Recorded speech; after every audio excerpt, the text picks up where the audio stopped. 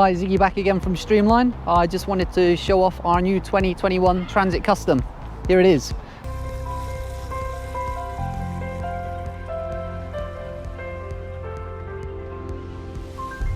So this is our new demo van. It's the limited and it's the long wheelbase, but we've added some more extras such as the stripes, the splitter and the sport alloy wheels.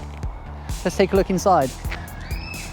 So with it being the limited spec, you get the nicer extras. This one's got the automatic gearbox. It's 180 horsepower, so plenty of power. You've got the 10-inch screen, heated seats, Apple and Android CarPlay, air conditioning.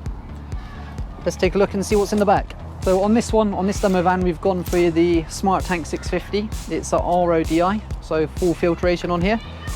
We've got our usual demo specs, so the line X flooring, the false floor, the stainless steel pole racks, the LED lighting, the electric hose reels and the extra van storage.